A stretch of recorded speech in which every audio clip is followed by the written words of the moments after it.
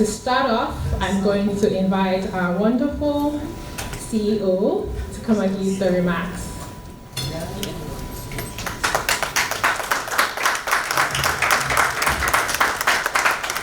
Thank you so much. A very good morning to everybody.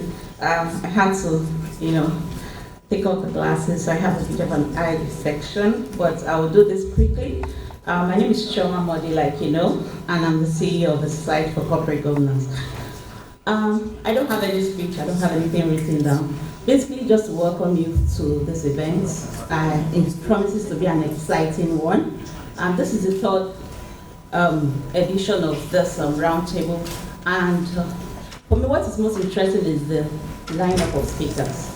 And we have had amazing speakers from the first edition to the second, and now the third edition. No difference, really. So I would like you guys to sit back, make it more interactive, okay? And also to emphasize that this is just a small group in the room, but we have over 100 people online. So I would like us to please welcome our online guests.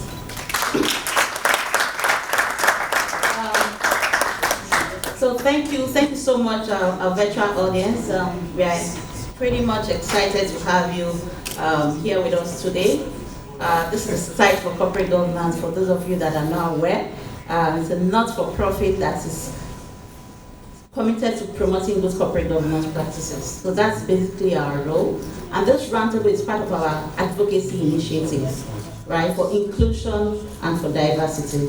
So without so much wasting of your time, I would like to say a very big welcome and have a very good deliberation. Thank you so much. Thank you.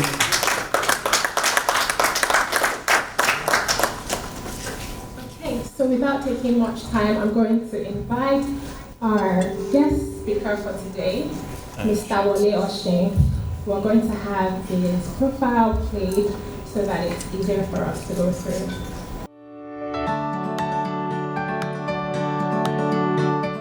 Wole Oshin is the founder and group managing director of Custodian Investment plc. He is an industry leader with over 35 years' experience and has at various times been a member of the Presidential Committee on Pension Reforms, chairman of the Nigerian Insurers Association, council member of the West African Insurance Companies Association, Ghana, council member of the African Insurance Organization, and external lecturer, West African Insurance Institute, Banjul, the Gambia. He sits on several boards, including the International Insurance Society, New York, council member of the Nigerian Insurers Association, advisory board of the Commonwealth Enterprise and Investment Council, and the National Council on Privatization. He has received numerous awards, including nomination as African CEO of the Year by African Reinsurance Corporation, a 3-time awardee of the Top 25 CEOs Award by the influential Business Day newspaper, and the 2019 Harvard Business School Association of Nigeria, HBSAN, Leadership Award for General Management. A graduate of actuarial science and a chartered insurer by profession, he holds the Doctor of Finance, honoris causa, and is a fellow of numerous associations, including the Chartered Insurance Institute of Nigeria, the Risk Managers Society of Nigeria, Association of Investment Advisors and Portfolio Managers, as well as the West African Insurance Institute, Banjul, the Gambia. He is a past president of the Lagos Business School Alumni Association, LBSAA, as well as an alumnus of the Harvard Business School, OPM 42. He sits as board chairman of Watto Foundation, a non-for-profit foundation which supports early-stage education through scholarships and support logistics to students and schools in underserved communities. Wole is a firm believer in the building and transformation of the economy through the development of risk management and insurance. Ladies and gentlemen, let us all welcome Wole Oshin.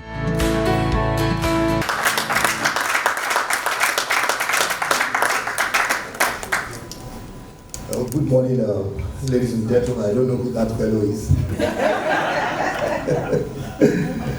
But you're all welcome, and it's a privilege to speak. I'll be speaking essentially on leadership, breaking the bias. So it's not necessarily about women. It centers around women, but I think women have really shone the light in terms of letting us appreciate and understand the fact that there's benefit in inclusion as a whole.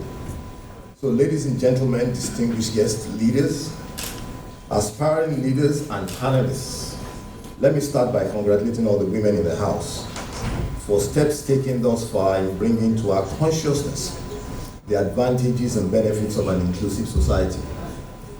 By investing in women, we can create change and increase the momentum towards transiting to a healthier, safer, and more equal world for all. The campaign theme for International Women's Day 2024 is Inspire Inclusion. Of course, the aim is to make others understand and value women's inclusion so we can all create a better world. I'll be speaking on a topic that I believe is timely, but also essential for the progress and prosperity of our society. Leadership and breaking the bias. In a world that is increasingly diverse and interconnected, it is imperative that we confront and dismantle the biases that hinder our collective growth and potential. Leadership, at its core, is about inspiring others, driving positive change, and fostering an environment where everyone can thrive. However, bias, whether conscious, subconscious, or unconscious, has long been a barrier to achieving true inclusivity and equality in our organizations, communities, and beyond. Breaking the bias requires a concerted effort from all of us. It demands that we recognize and challenge our own prejudices, that we actively seek out diverse perspectives, and that we commit ourselves to creating a culture of inclusivity and belonging. One of the most pervasive forms of bias that we must confront is gender bias. For far too long, women have been underrepresented in leadership positions, their contributions undervalued, and their potentials unrealized. But thank God, the tide is turning. Women around the world are breaking barriers, shattering glass ceilings, and proving that leadership knows no gender. As leaders, it is our duty to support and empower women at every level of our organizations. We must ensure equal opportunities for advancement, fair compensation, and a work environment free from discrimination and harassment. By so doing, we not only unlock the full potential of our teams, but also set an example for future generations of leaders. But breaking the bias goes beyond gender. It encompasses biases based on tribe, religion, age, disability, and more. Each of us brings a unique perspective and set of experiences to the table, and it is essential that we embrace and celebrate our differences. These biases may have their foundation in the way society raised children as a result of cultural, religious leanings, or educational backgrounds. Single-sex schools are more likely to raise biased children than co-educational schools, for instance. Thankfully, we now have a number of co-educational schools, and many traditional boys' schools are converting to co-ed schools. At least I know that's happening a lot in the UK, where you have very strong traditional schools that are gradually becoming co-ed schools. But the older boys continue the old boy network, even till date, with subconscious preferences for the boys' men they feel comfortable with. I mean, these are things that originate from foundation. They don't know otherwise. And it just comes naturally. Who should I bring onto a board? Oh, the guy that we were in XYZ school together. That we were in, So these are things that we gradually have to start to work on. As leaders, we must foster a culture of inclusion where all voices are heard and valued. This means actively seeking out diverse viewpoints, creating opportunities for dialogue and collaboration, and ensuring that everyone feels respected and supported. By building diverse, inclusive teams, we not only drive innovation and creativity, but also foster a sense of belonging and community. Moreover, breaking the bias requires us to challenge the systems and structures that perpetuate inequality and discrimination. This means advocating for policies that promote diversity and inclusion, holding ourselves and others accountable for our actions, and building for our actions, and working to dismantle barriers to opportunity wherever they exist. The reality is that breaking the bias starts with each and every one of us. It requires a willingness to examine our own biases, to confront our prejudices, and to commit ourselves to growth and change. By doing so, we not only become better leaders, but also better human beings. Some of the points that I think I'll just mention some that we can work on, in our various organizations to begin to dismantle biases, whether consciously or subconsciously. One of it is education, providing education and training. Providing education and training can increase awareness amongst leaders and empower them to recognize and mitigate biases in their decision-making processes. Putting it into school curriculums, organizing workshops and conferences such as this helps drive home the point and chase out existing biases.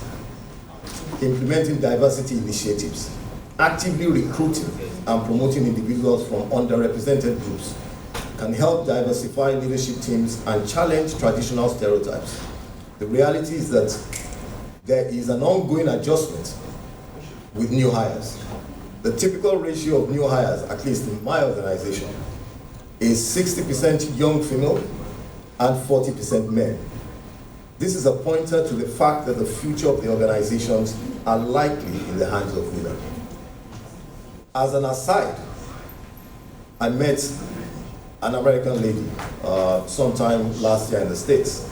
I think she's a retired United Nations retired head of a United Nations agency, and we were talking, about the need to pay attention actually to the boy child. I was quite surprised. What I noticed in Nigeria actually is the same in the United States, that the boys are taking a backseat. And we decided we'll work on setting up an NGO to promote the boy child, because whilst we're trying to solve a problem, we don't also want to create another problem. And this is very important. And that's why when I talked about the ratio, you begin to see that even when you're recruiting, the girls are outperforming the boys, doing much better, and their numbers actually are more. So another problem is sort of like Ray said, and we need to pay attention to that. Establishing inclusive policies. Developing policies and procedures that promote equity and inclusion, such as transparent promotion, criteria and flexible work arrangements, can help mitigate bias in leadership. Some boards now include some of these concerns into their various corporate governance policies.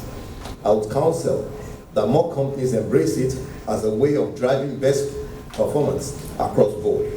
Since we all know that an inclusive team is more likely to deliver results than a biased team. Encouraging dialogue, open dialogue. Creating a culture where employees feel comfortable discussing bias and advocating for change can foster a more inclusive environment and empower marginalized voices. Holding leaders accountable. There is now a need to hold leaders accountable for promoting diversity and inclusion goals, and tying compensation and performance evaluations to these objectives with the hope to incentivize meaningful change. The KPIs of leaders in organizations, including government agencies, must include efforts put in place to have an inclusive system. In conclusion, leadership is just not about achieving success. It's about creating a world where everyone has the opportunity to thrive. By breaking the bias, we can unlock the full potentials of our teams, our organizations, and our society.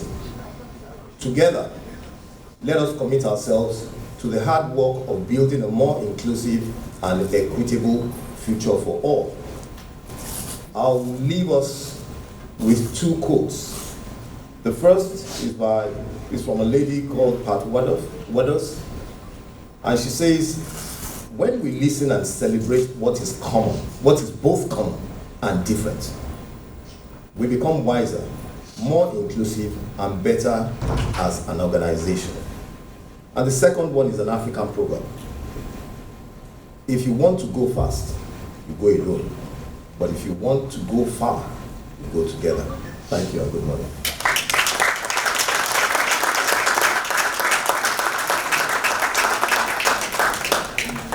Thank you so much to our guest speaker. He is the Group Managing Director for Custodian Investments PLC.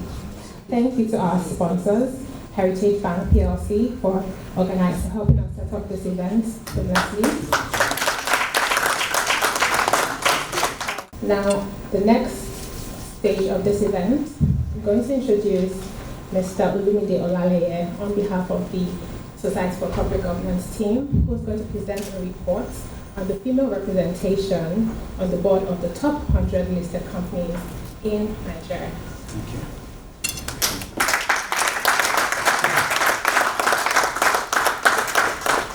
you. Good morning, ladies and gentlemen, and it's a privilege to stand before us to present this report on female representation on the board of top 100 listed companies on NGX Group. Okay, so this report focuses on the issue of female representation on the corporate boards within the Nigerian space. We are trying to assess the significance, the current status of how gender balance our corporate boards are. And the data that we used for this report was obtained from NGX Group for the top 100 listed companies. NGX Group, and it covers the space of from 2020 to 2023.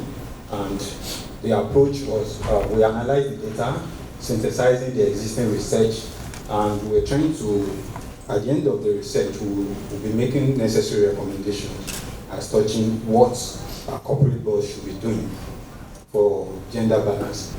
There are background on which this report was carried out, and regulatory framework, existing regulatory framework. We have a Nigerian legal framework for gender diversity on board, includes various regulations, include issues by regulatory bodies, authorities, and some key components. The first one we look at NCCG 2018, which recommends that boards should establish diversity and be mindful of having women on their board. Then the central bank was a bit specific in their recommendation, recommending that the board should have a minimum of 30% women on their board. And the last one, we have a code of corporate governance from SEC, NICOM, and some sub-sectors regulators. So from the data we received, we have a kind of progressive increments over the years. In 2020, it was the full women representation on the board of the 100 listed company was 21.82%. But we can see as of 2023, it has increased to 29.30%, giving us an average of 2.49% increments, which is, we can assume that advocacies such as these engagements and other initiatives within the corporate space has been responsible for these increments, which is, we can say is laudable. We now did a trend analysis of female board representative on board type. From the data received, the board type for these 100 listed companies were being categorized into two. We have the premium board and we have a main board. The main board is the one in blue, while the red one is the premium board. And you can see the year on year in 2020, we have for main board having 142 female on their board against 33. As at 2023, the main board has increased to 202, while interestingly the premium board still remains 2033. So we now move to the sectoral analysis year on year of each of these sectors. The 100 listed companies, we have 10 sectors. They are being grouped into 10 sectors, and year on year, we can see from this chart that the financial sector seems to be the one doing best out of all the sectors that are being represented there. As at 2020, they have 41%, and 2023, they have 45%. As the chart depicts, we still have quite a lot of things to do in terms of other sectors coming up. So, top 10 companies with highest female representation year on year, we drill down to pick, okay, across all sectors, what's the top 10 companies that we can say over the period of 2020 to 2023, what are their performance? And top of this is we have the UBA having 2.7 as at 2020, and 2023 they are having 3.8. And the list out of these top 10, we are having Coronation Insurance PLC, but in correlation with the first chart, we can see out of all these top 10, we can still see that majority of these companies listed here, they are still within the financial sector. When I started, based on specificity we have from CBN, we're able to look at, okay, recommendation of 30%. So this is for companies within financial sector. As at 2020, against the 30% recommendation, we have 30 of these companies non-compliant. But interestingly, as the year goes by, the non-compliance begins to decrease, and we have increase in the compliance. At 2023, we have 22 non-compliant companies and 20 compliant companies, which is a laudable increase, a laudable insight.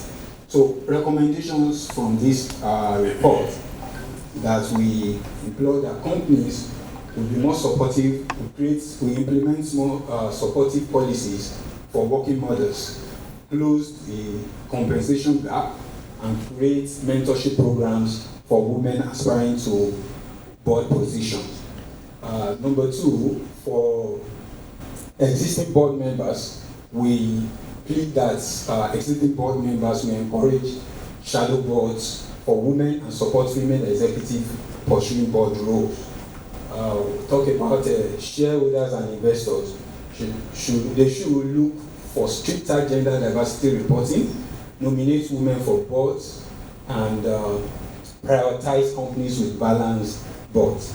And lastly, we recommend that the regulators will mandate a minimum percentage for female board representation, provide incentive for companies with diverse boards, and collaborate with stakeholders.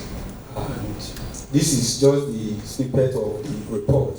In the next few days, we'll be sharing the full report with the general public, which we will communicate in details with every one of us. Thank you so much for listening.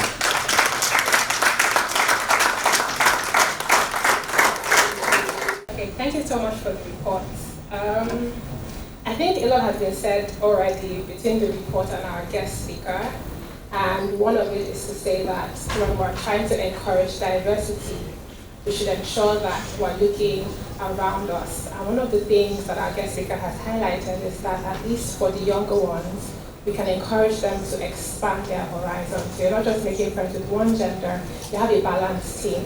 You have friends in different sectors, and that will help you when you're trying to think about who to bring on your board, and that will also eventually ensure that we have diversity on the board. So next up, we have our keynote address from Dr. Tony Sani. She is the Chief Executive Officer of Emerging Africa, and I'll be inviting her up for her address. Her profile will be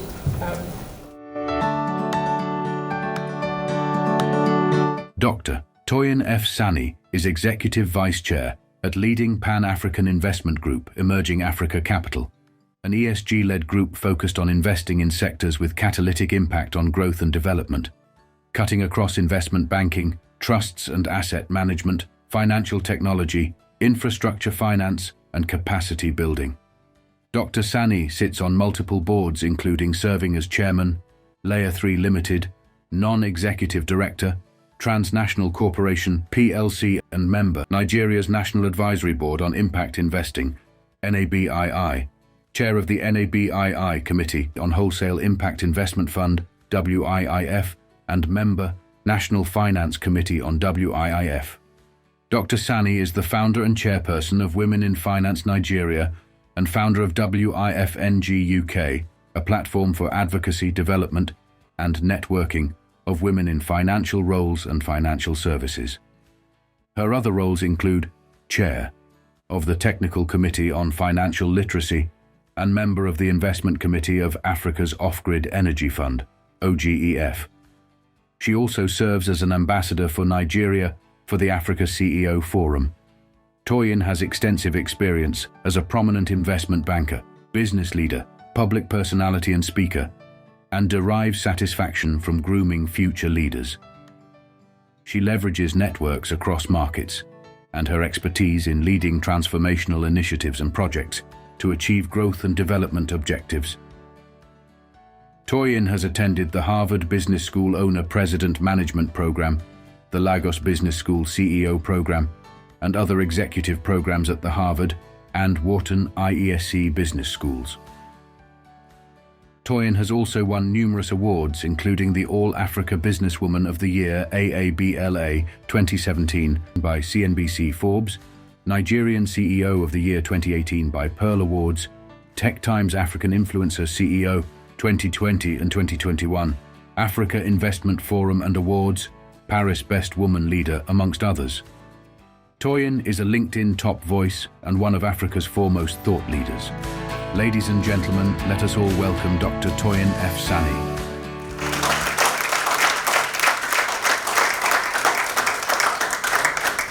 Thank you so very much. I would like to start by thanking the Society for Corporate Governance, the CEO, and leadership and members of this great organization for celebrating women this day and for assembling such a great panel of speakers to speak on the very important theme of this year's International Women's Day.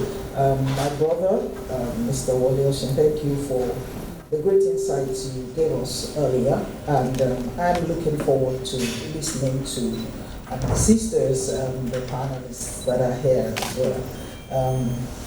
And our topic of harnessing the power of diversity for innovation and success. And thank you to my colleague Chiagozin, who was here before me. Of course, I welcome you all, ladies and gentlemen, both those who are in the room in person and those who are with us online. This year's International Women's Day is very important to me because this theme is very important. How can we ignite? It emphasizes the role that each of us as individuals, male or female, have to play. Emphasizes the role, it kind of makes this mandate personal. That's what I like about it, making us understand that each and every one of us can spark and ignite the flame, as it were, of inclusion. And I think more than any other year, I have become an evangelist, and I have been going around, just making presentations like this, and I thank you for the opportunity.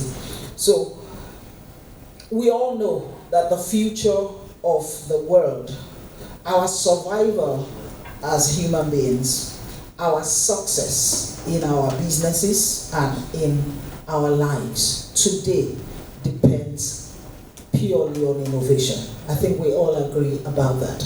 We're in a VUCA world, and that word has been used and used and used, or phrase has been used and used and used, but never has it been truer, as it were, than today, that indeed we're in a volatile world, that indeed there is a lot of uncertainty, complexity, and ambiguity that we're all having to face every day. We're talking about the climate, we're talking about conflicts, national, regional conflicts, domestic conflicts here on our shores. We're talking about just coming out of a pandemic and recognizing the fact that there is a threat of the same recurrence of of the same kind of pandemic that we went through just a couple of years ago. So we must innovate in order to succeed, and diversity is at the heart of innovation.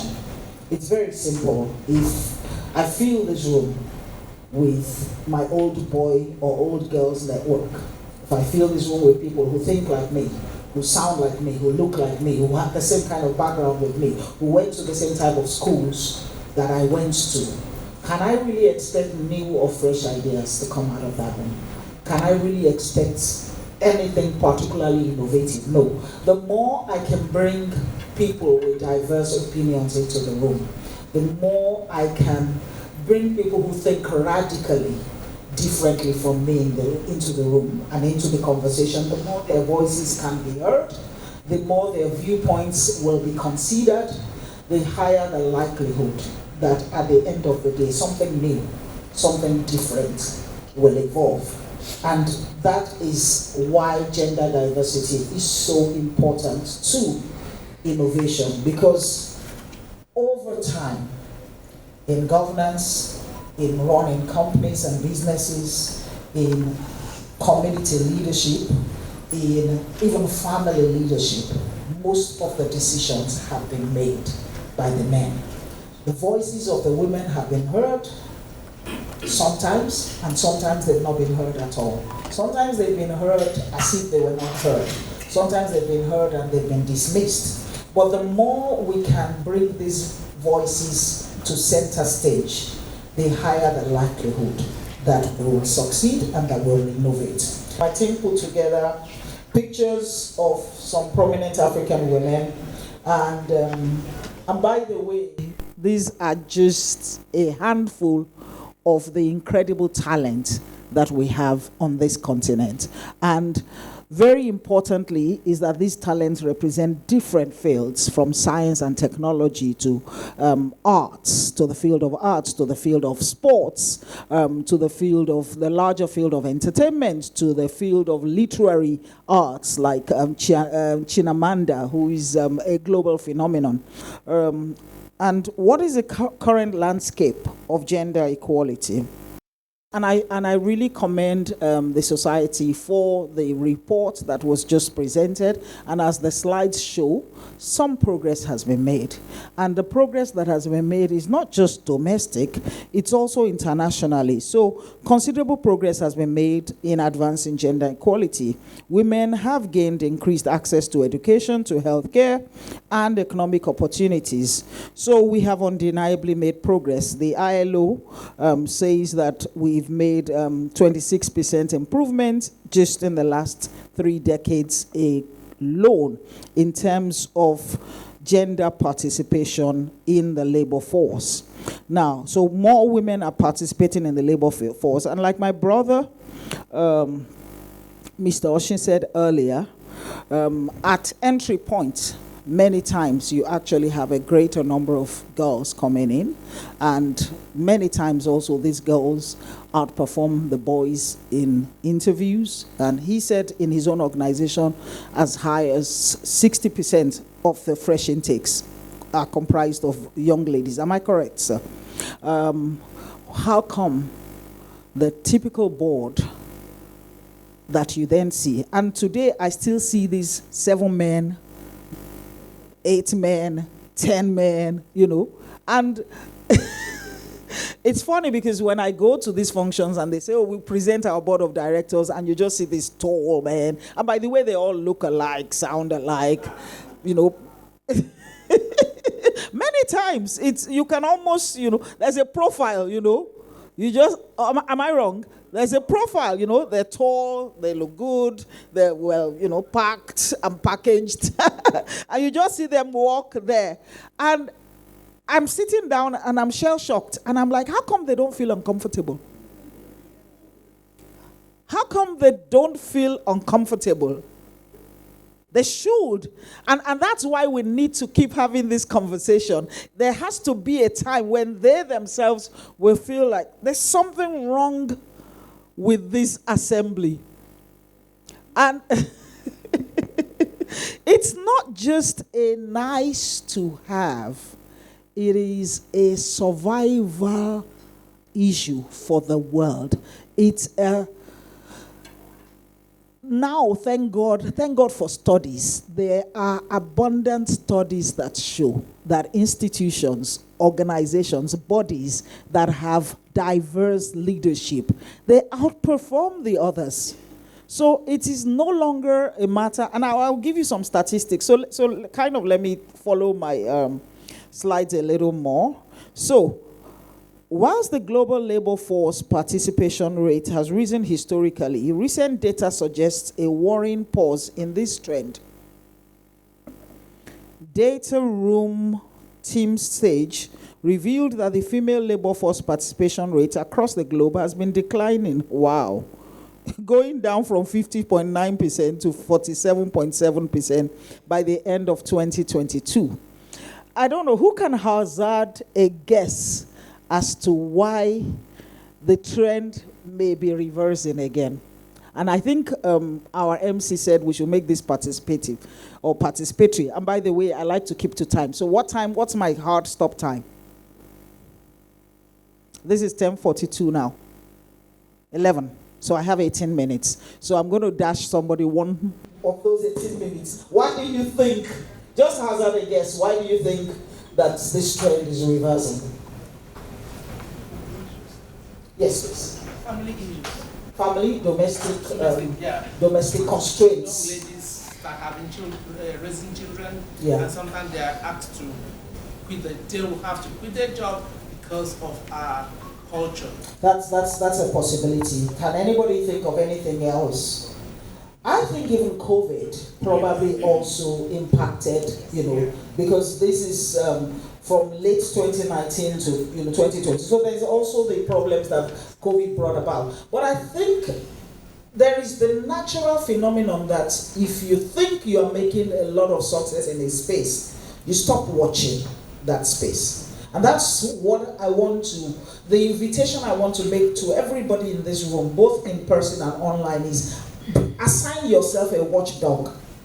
So what happens with every initiative is that once you are clapping and we think that, yes, women now are 52% of the labor force, what's going to happen? Everybody's going to relax and say this is no longer an imperative. So we're no longer checking and watching at our board meetings. We're no longer checking with HR to see, look, are you still remaining consistent in terms of encouraging entry, but also very importantly in terms of tracking growth of the gender we want to encourage and include in career growth in the organization.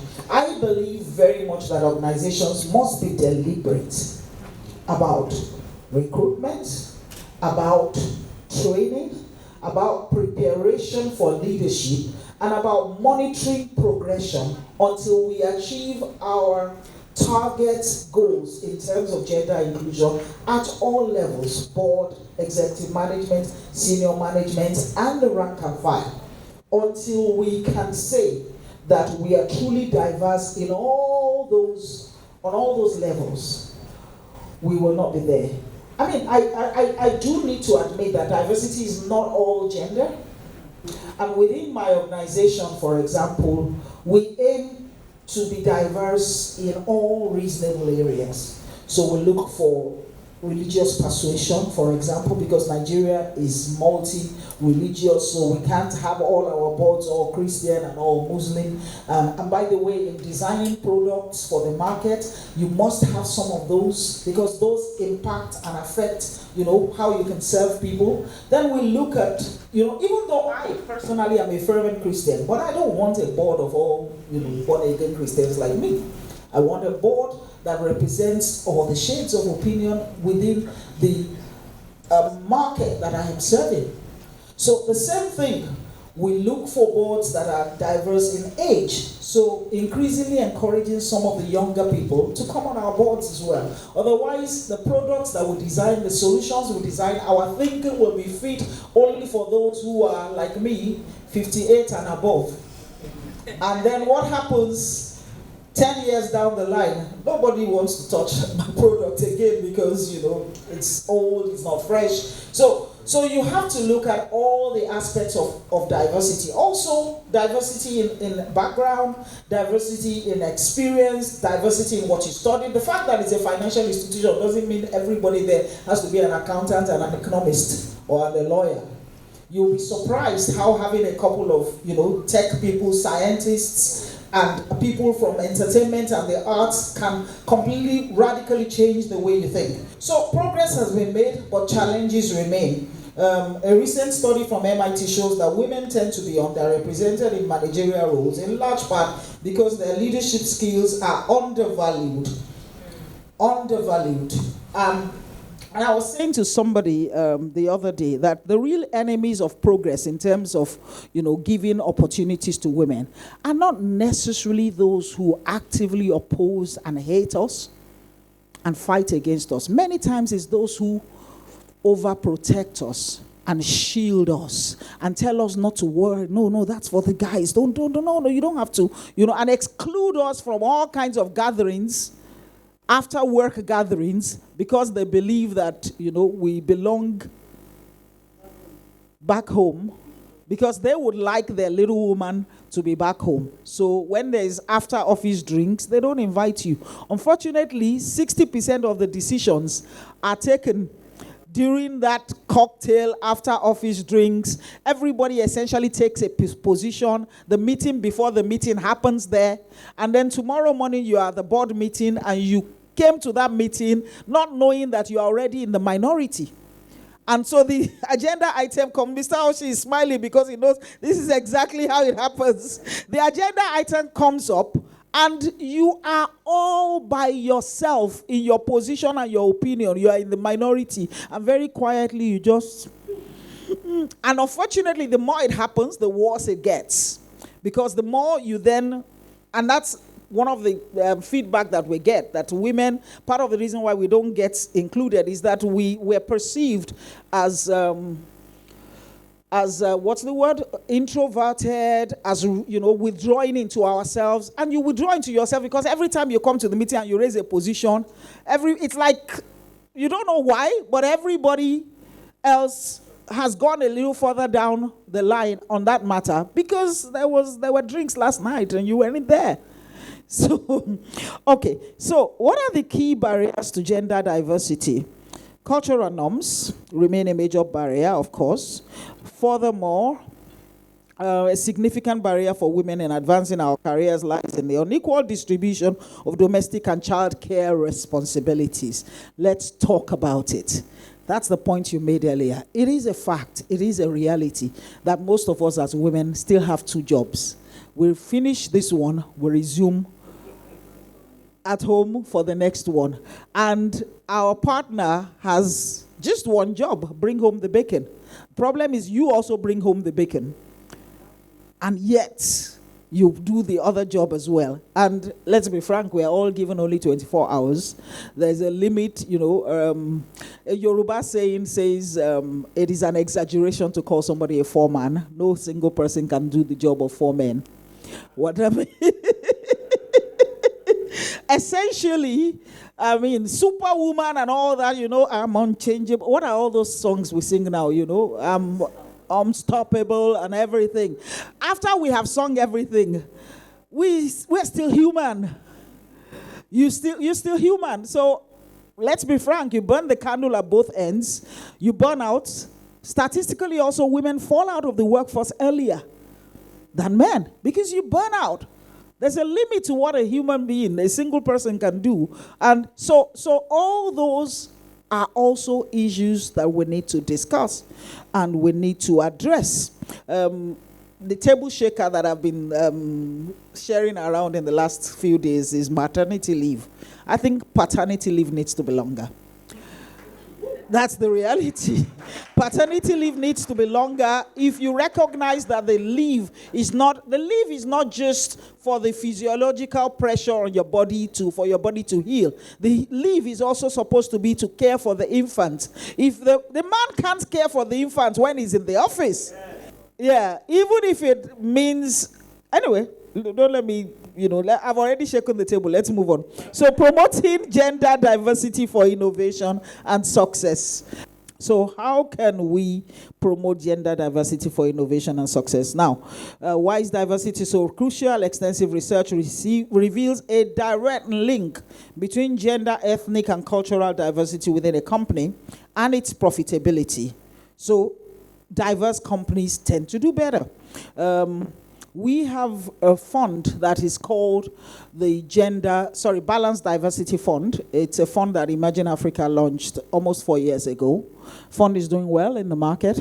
Very importantly, the fund invests in securities of companies that have gender diversity, that meet a certain threshold in terms of gender diversity.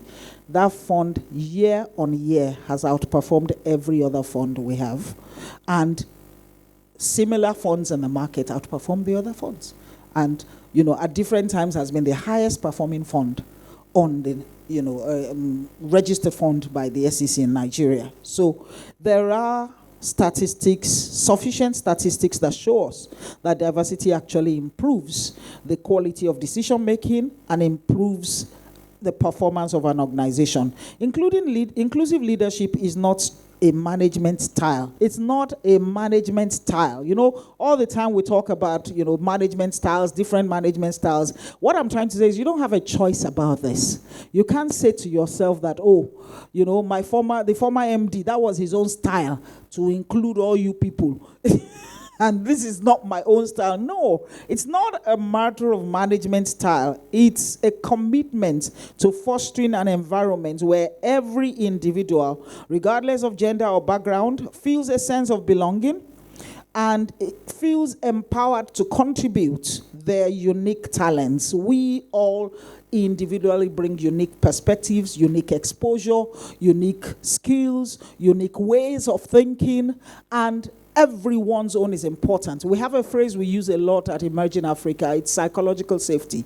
So we have town halls, we have knowledge development sessions every month, and all staff of all categories participate and are expected to contribute. And you have psychological safety. We tell you, nobody is permitted to think you are dumb, you are daft, your ideas are half-baked or whatever. Just say it. Because there's something you've seen that nobody else in that organization has seen or has known, and we want to hear it. And that's what drives innovation and innovative thinking. According to McKinsey, the greater the representation, the higher the likelihood of outperformance. We all want to run and work in outperforming institutions. Am I correct? And we understand that the estimation of the extent of this outperformance can be anything between 10 and 30% more. Just because of diversity. Why would we want to leave that amount of money on the table? I'm not ready to. So if you know that as an organization you can do between 10 and 30% better just by making sure you are inclusive, why would you not be? Finally, as I round up, I think I have about 5 minutes more. Individual action and collective responsibility is the cornerstone. Individual action and collective responsibility is the cornerstone. Every hand needs to be on the table. We must empower and elevate women in our organization. We must be intentional and deliberate about it. And I'm going to kind of round up by talking a little bit about what we have done at Emerging Africa and how it has impacted us. 5 more minutes I have. So, Emerging Africa is an impact-focused investment group with a diverse portfolio. Now, a key part of that impact focus for us is also creating opportunities for women, deliberately, consciously, raising and grooming women to establish to positions of leadership and partnering with women. So, beyond words, leading with action and results, that's the way we look at it. And at our organization, we have a balanced board with 53% female participation and 47% male participation. Thank you. And in executive management, it's the same, 50%, 50-50. And in recruitment also, that's the standard that we go for. Very importantly, we actually have more female CEOs than male CEOs. In validation of our choices and of the numerous studies that show that organizations with gender diverse boards and executive management are more likely to outperform their less diversified peers, our performance and growth rate since inception of the group 6 years ago has been nothing short of extraordinary. So these include average annual growth of 77% in revenue, 66% in PBT, average annual, 75% growth in shareholders' funds, and 103% growth in total assets. So our assets have typically doubled every year. That's what has happened. Thank you. So we've grown from 1 location to 10 locations across Nigeria, Mauritius, and the United Kingdom. We've expanded to actually 14 subsidiaries, but 10 businesses in the group. And our dedication goes beyond our internal structure. Our unique gender-led fund, like I said, the Balanced Diversity Fund consistently outperforms most of its peers, both internally and externally. On that note, with these few words, I hope I have been able to convince you and not confuse you that gender diversity is critical to achieve innovation and successful performance. Thank you very much, and God bless you. Thank you so much to our keynote speaker for those insights. Thank you so much, Ma. To our online audience, please, you can participate by using the emojis, leave a comment in the chat box, and leave questions as well. So, as our keynote speaker has said, diversity is not a management style. You're leaving money on the table when you don't have a diverse board or management team. That's something I think we should all think about. As we move into our panel session, we have a lot of amazing people to speak to us about this topic going forward. The first person I'm going to invite is Mrs. Ayeni. She is the chairperson of NASCOM Allied Industries PLC. Please let's give her a round of applause.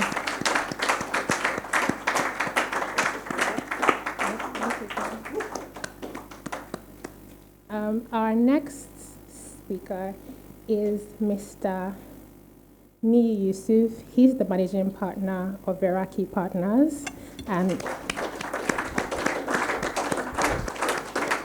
thank you so much, sir. You can sit in the middle. Thank you, sir. Our next speaker is not disposed but has sent an able representation to speak on his behalf, so Mr. Folusha Phillips was supposed to be with us, but he is indisposed. Ms. Yewande Senbora is going to be speaking on his behalf.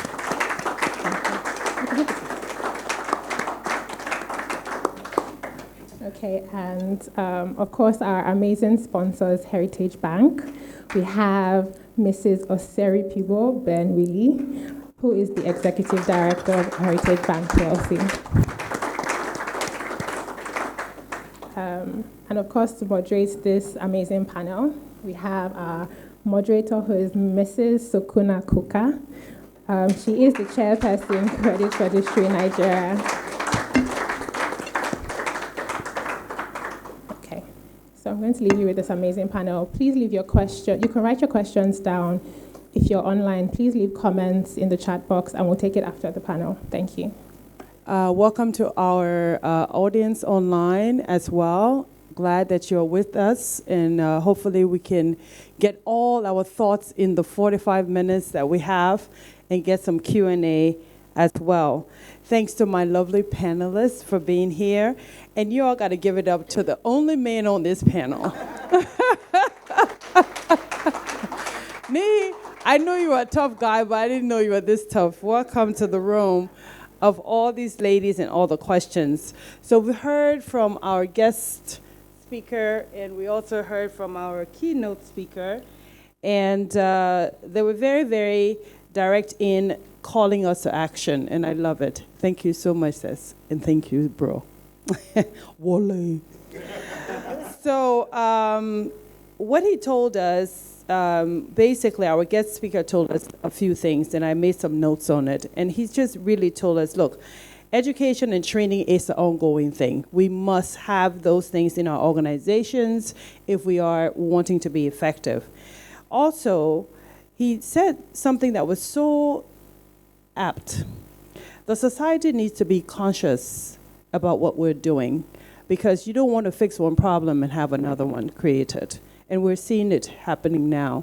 In fact, I have 2 girls and a boy, and it is my lifetime goal to make sure that that doesn't happen in my home.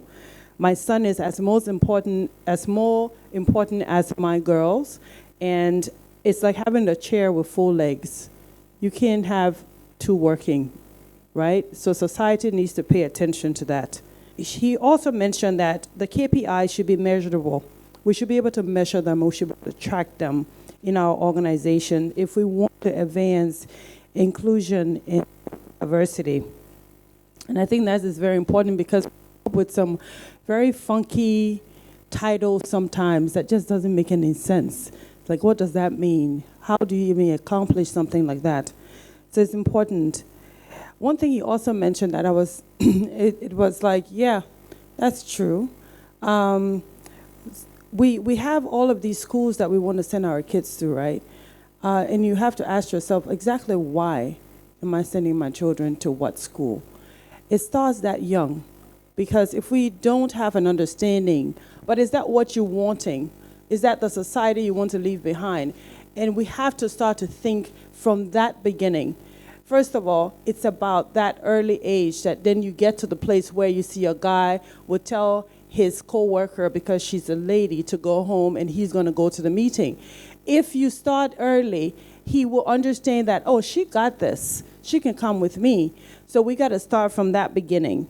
So thank you for bringing that up. I thought it was a very, very good point to our guest speaker. Our keynote speaker was dynamic, as always. And she gave us a very, very good points here. She talked about, really, what is the enemy for progress for us? Sometimes we gravitate very quickly to those people that seem to be helping us in what she called overprotectors, right? They're hindering us. And even in our advancement in corporate, sometimes we have those bosses that always telling you, oh, don't worry about it, I got it. No, worry about it, okay? Say, I'm sorry, I'm worried about it. I need to know, right? You're not my dad, I left him home. So it's important. She also talks about the fact that, her organization has done fantastic beyond words, right? Leading with action and results. That's how we are supposed to look at what we're trying to do here as women. If you're trying to say inclusion and diversity, are you really doing it in actions, and are you getting results that you want? Or are you just saying it and putting it on the plaques and writing it on the billboards and everything else just to kind of get a little bit of reaction, to say, oh, you did something? It has to be about results. And of course, she also mentioned not only are they doing all these things for, it's not for their health, it's for financial, obviously. So that's why you see numbers like 77% and 62% and so forth, and they're winning big time in the marketplace. This is shown in the growth in the financial and also the rapidly growth that they're doing across the different continents. So this definitely have given us an example of what success look like, and the conversation should focus around this in our context, right? We are in Africa, we are not in Europe, we're not in the US. This is about us and how we want this to work. And primarily us in the sense of our culture norms, our traditions, our morals, and our values. Because sometimes what's good for the US and what's good for Europe is not what we want. In fact, we don't want it. So we need to focus on what is going to work for us in our context. So with that said, I think I covered everything, right?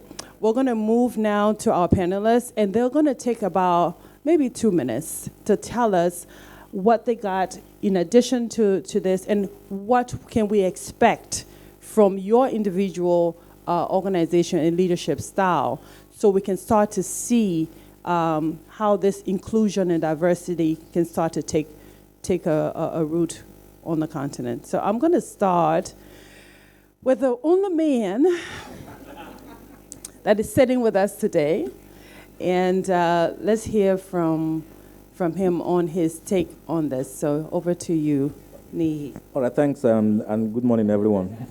So I think a few things from the two guest speakers. One is really the concept of education. Education is important, and it's important that whether you're a male or a female, boy or girl, we all get the opportunity to have the education.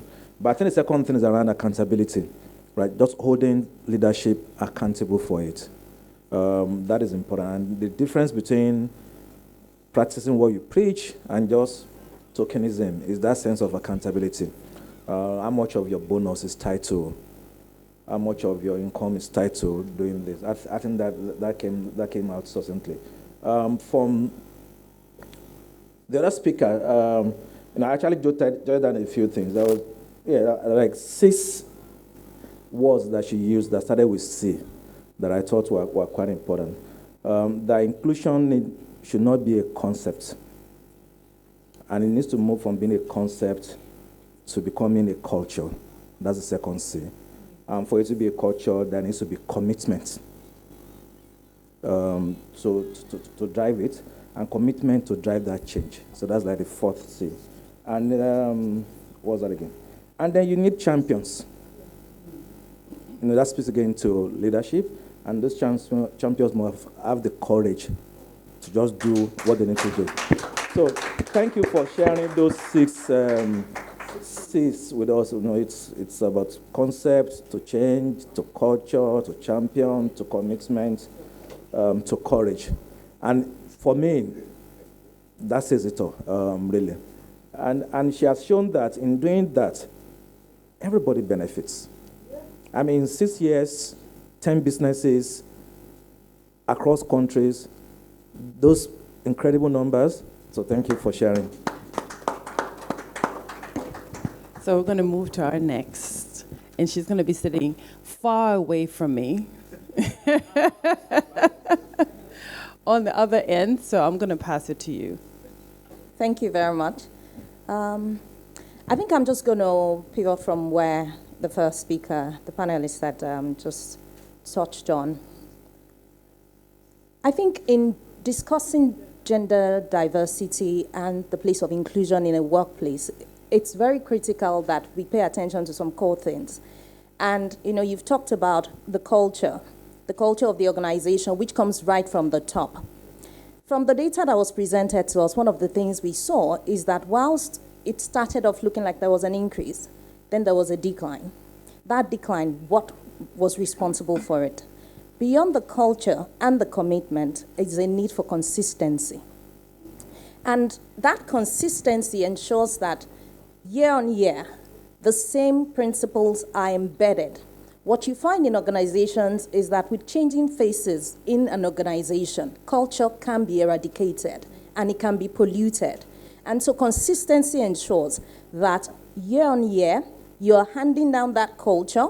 There is that commitment to follow through, and it's not just mere rhetoric that you're just saying gender inclusion. You're handing it down, and there is measurable indices that are being prescribed to ensure that these things are tested as you go along.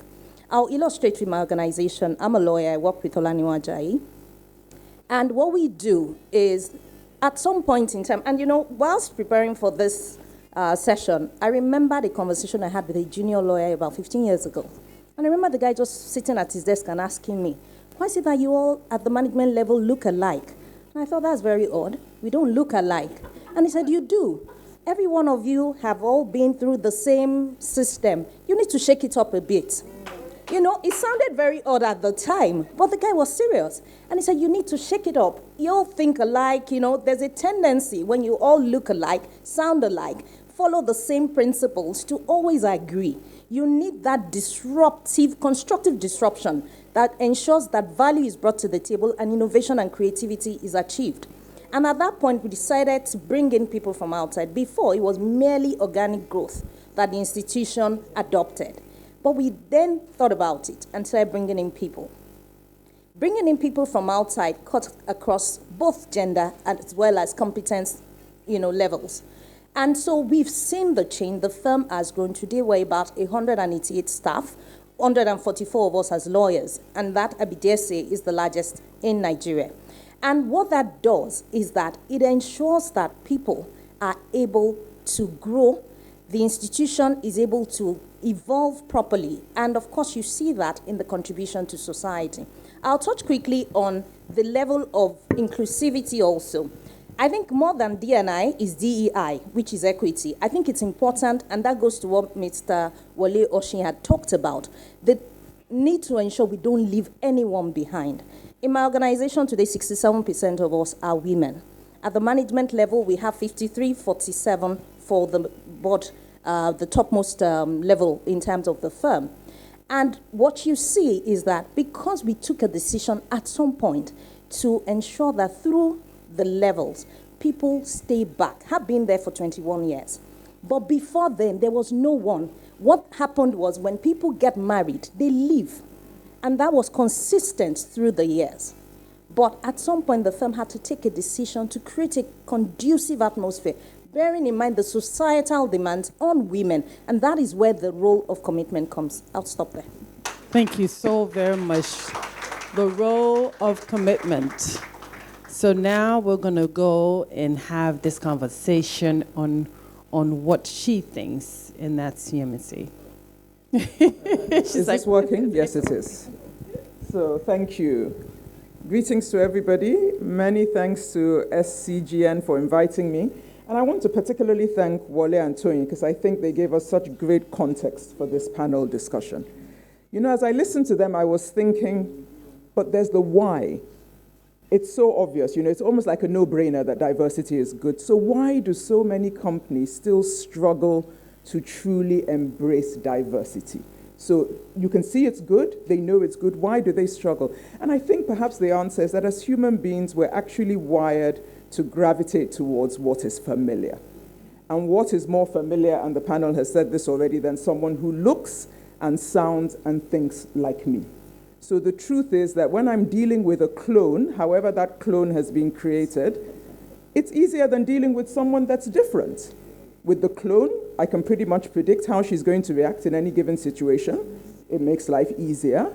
By contrast, when you're dealing with someone different, whether the difference is gender, social class, religion, whatever it is, it's just not as predictable. And people like to navigate on autopilot.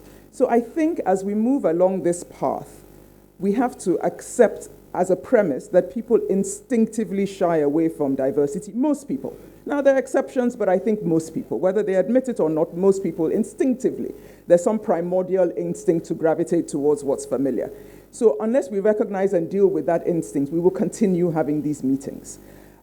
So I think that the barriers that limit diversity, what I've seen, they're more of this instinctive, subconscious type than a deliberate conspiracy to keep women in their place. To be honest, if it was a deliberate conspiracy, I think it would be easier to deal with because you find it, you find the people behind the cabal, you will dismantle them, and then we'd move forward. But when it's instinctive, I think it makes it a lot more difficult.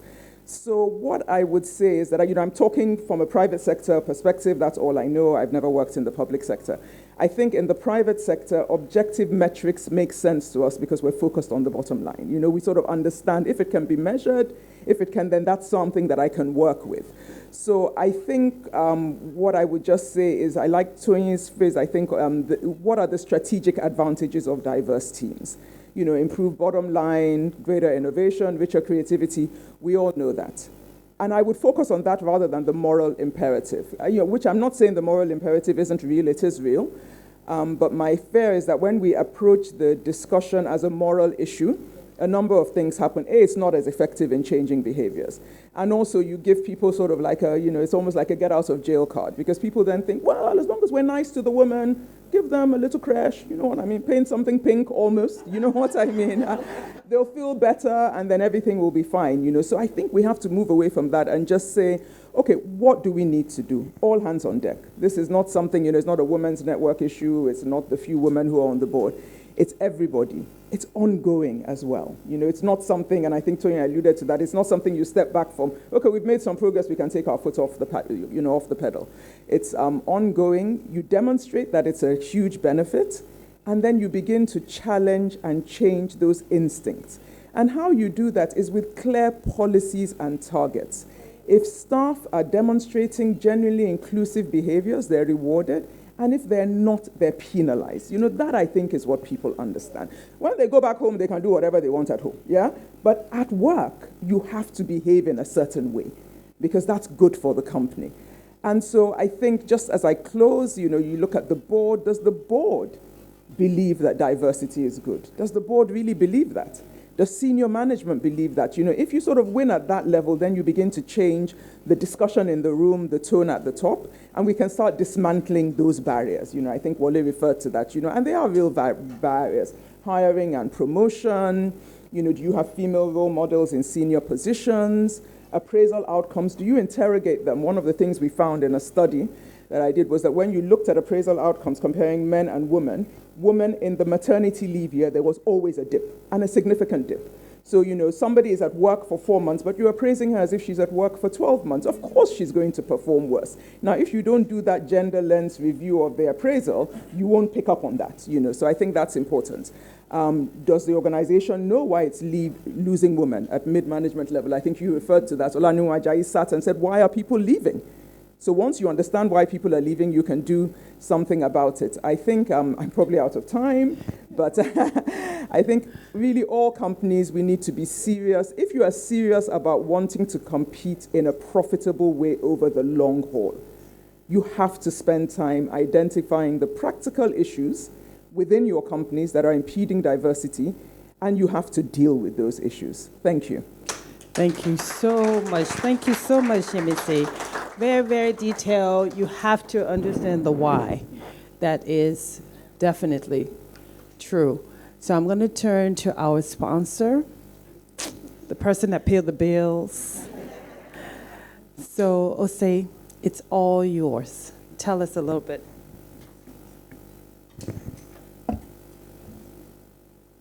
Good morning, everyone. A big thank you to Society for Corporate Governance for inviting us here. I would also like to thank the first two speakers, Mr. Wole and Dr. Sani.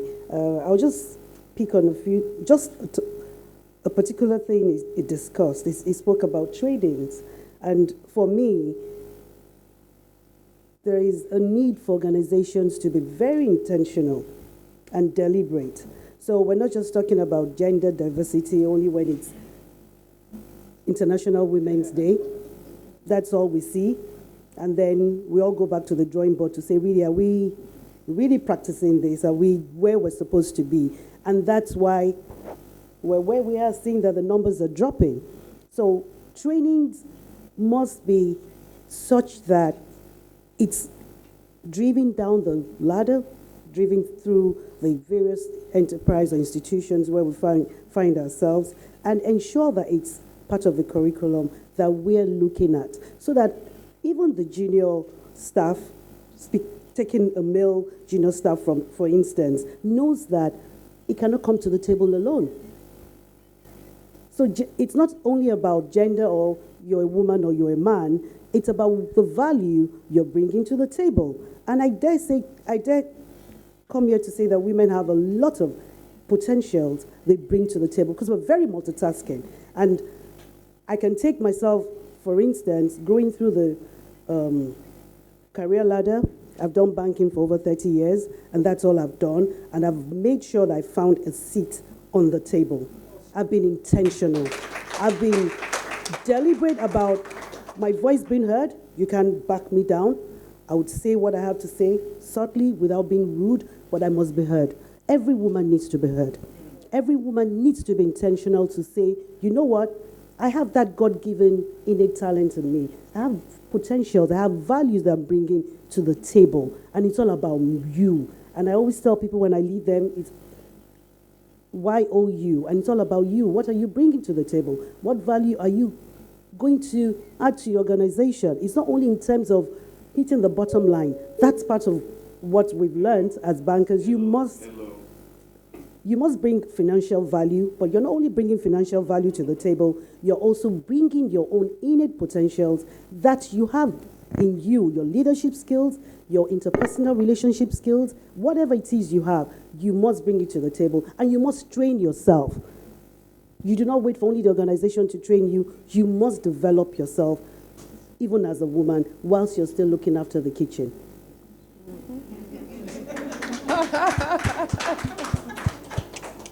Then Dr. Sani spoke about cultural shift. There has to be a cultural shift because we're still not there. We still have organizations who do not want to hear the female voice. So they think whilst you're on the table, what you're saying doesn't make sense. What you're saying can't hold water. What I'm saying does hold water, and you have to listen. Truth be told. There has to be openness. There has to be respect. There has to be equal opportunities for each and every one of us where we find ourselves. I dare to say that sometimes I relate more with men. Why do I do that? Because I want to break that bias in them to think that a woman can discuss with. I can discuss anything with you. What I can discuss much will probably be football. But there's nothing you want to bring to the table that I won't take you on. I don't stay in the midst of men and I'm looking. I engage them. They engage me and we have good conversation. Really do have good conversation. And sometimes you just think, oh, am I a man or am I a woman? You're still a woman. I'm a woman, you know. So for me, the cultural shift hasn't moved. We're still not there.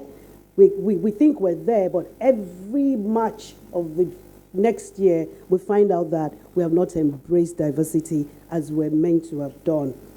Women have a whole lot of wealth of skills. We have insights, we're resilient people, we have good tolerance skills. And that's why when we're on the board, we bring that softness. So when I'm with my fellow colleagues and, you know, they're soft issues, they just generally, you know, seek that to you to say, you know, or I can handle that, oh, she's the woman. So it's good to know that there are also skills we bring to the table because we bring that softness to say, you know what, yes, we're in a storm.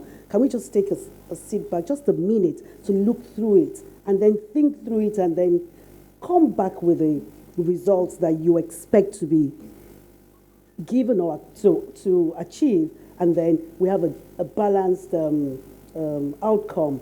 So really, we bring quite a lot to the table. We harness full potentials, truth be told as well. And there's so many untapped potentials that if we're not thinking through it, we don't get it. Okay. As leaders, we always want to lead by example. That's very, very key. We also want to foster a culture where everyone's thoughts, everyone can become the best version of themselves. Everyone can come to the table with their ideas of what they think is best for the organization. And we marry everything together and we come to a resolution to say, yes, XYZ's thoughts also align with the bank's core values, and whatever it is, irrespective of the gender, it's very, very important as well. We must embrace diverse perspectives. All right, thank you. Thank you so much, Jose. Thank you for that. Women bring a lot to the table. So I'm going to be devil advocates here before we go to Q&A. So you know you talk about culture, we haven't changed it yet. And I remember I was in a conversation once and we were talking about this gender issue, and I said to someone, then they said to me that, you know, men. And I said, hold up 1 minute. How many of our men raise our children? Boy or girl? If you think about it,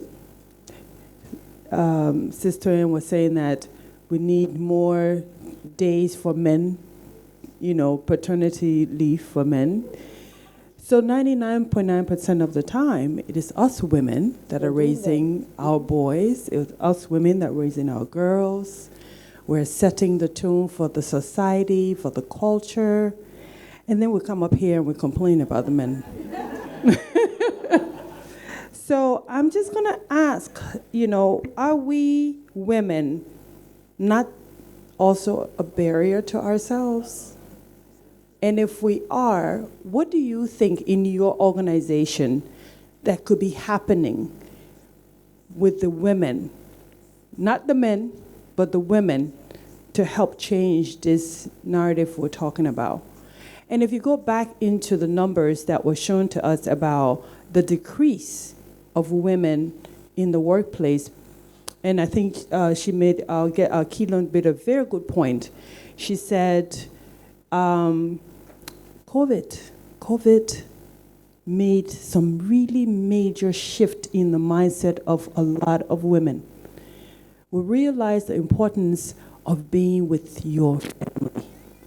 And maybe, just maybe, most of us women want to just be with our family, not in the workplace, not fighting to be on the board, not wanting to be, at the table.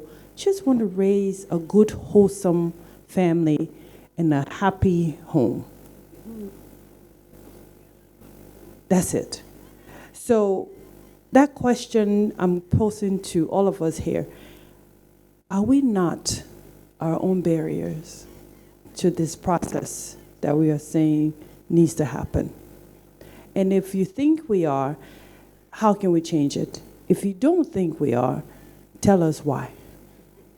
So I will start with you. Okay. I think the answer to that is not a single monoline answer. I would say yes and no in terms of women being barriers to our own progress in the workplace and being able to achieve this gender parity that we talk about.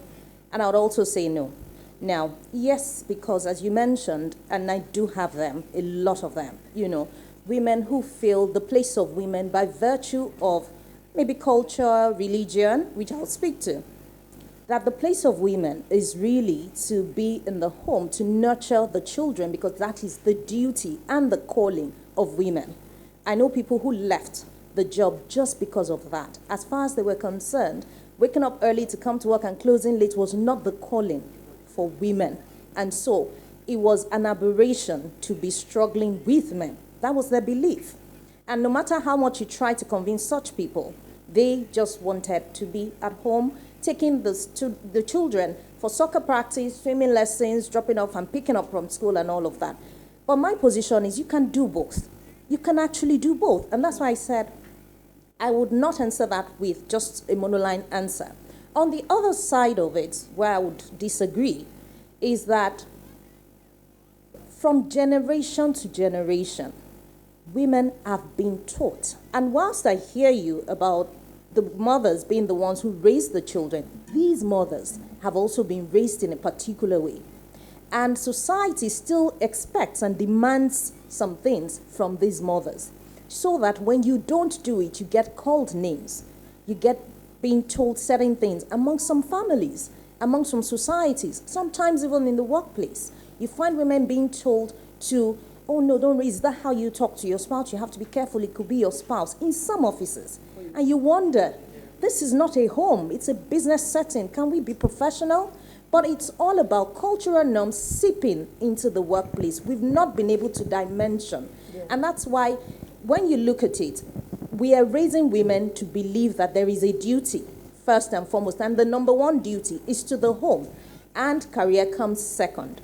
For women who try to push career at par with the family, you need the organization and the society to support you. Now, when that is not there, you will not be able to achieve your goals. One of the things we did on the International Women's Day this year was to publish an e-guide that we called Thrive Guide. And what does that document say? It's an e-book published from writings of every female across the cadres of the office. Not all of them, but representatives across the levels in the firm, from entry to the most senior level. The objective of that document was to demonstrate the challenges that each person faces, both as a student from the people who just finished school and those who have navigated their career all the way to the top, and the challenges both in the career and in the domestic setting. How you've been able to navigate it. I always say, if you do not have the right support system, you cannot thrive as a female in the workplace. There's nothing anybody can do. No matter what your organization does, you would not be able to thrive. All right, thank you so very much. Thank you for that. Again, for, against, how do we come to that? Let me see. Thank you. It's an interesting line of thought. My view is that I fully respect the women who make the choice to stay at home, but I think our role is to support those women who don't want to make that choice and who want to be able to do both. So the women who choose to stay at home, good for them, wonderful, but it's for the women who say, but I want to do both. I want to be a great mother and wife, and also I want, I have a brain, I'm smart, I also want to do well at the workforce. But one of the things I've thought for a while is that we need to understand how women in our organizations have been raised. And I tell you, personal examples. So I grew up in a house in a home where I was the only girl and there were 6 boys. So I had 2 brothers and I had 4 male cousins. Now, so growing up, I believed that being female was special. My birthday cards were all one and only, our one and only, our one and only. It was special because I was the only girl apart from my mom. So for me, it's impossible for me to be in a setting with men and feel intimidated. Yeah. I mean, they're like my brothers. They're it's impossible. But the truth is, for many African women, we're not brought up, and also the way we were brought up, completely gender neutral. So chores, you got your chores, you got your chores. You got a break as you got older, but when you were kind of young in the mix and there were 7, it was divided amongst everybody. You did what you were supposed to do, whether you were male or female. Today, my younger brother cooks far better than I could ever, even in my dreams. I can't cook as well as him, just because of the way we were brought up. So it wasn't a big deal. I didn't like cooking, but I had to learn. He liked cooking, but even if he didn't, he would have had to learn. My cousins who didn't like cooking had to learn. So, I go into that detail to say that, so getting into the workforce, many things that women struggle with were just alien to me. But if you don't step back and actually, especially when you're mentoring young women, have discussions with them, understand what they see as their position. What you are told is your position as a child is what you tend to carry as an adult. So you need to start unpicking that. Somebody told me once, I think one of the most horrific stories I've ever heard, there was a group of fairly young professionals going for an interview, one woman, a bunch of men competing for the same position.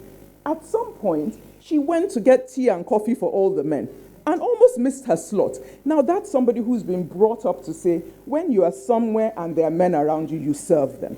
Now, with a lady like that, there's no point in saying to her, why did you do that? You have to start unpicking that and saying, but you're all competing for the same role. You went to get coffee. What if they called you and you were doing your coffee run? You would have missed that opportunity. And the guys would have said, she's gone off to get coffee. Who doesn't like being served coffee? So you have to unpick it and start giving her little ways in which maybe she can win.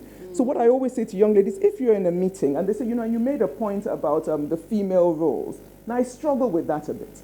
So if I'm in a gathering and people say, we have a group, I don't want to mention names of organizations, but anyway, there's a group where we celebrate milestone birthdays. And somebody at one point thought, maybe Yemisi can help with selecting the gifts. I said, why?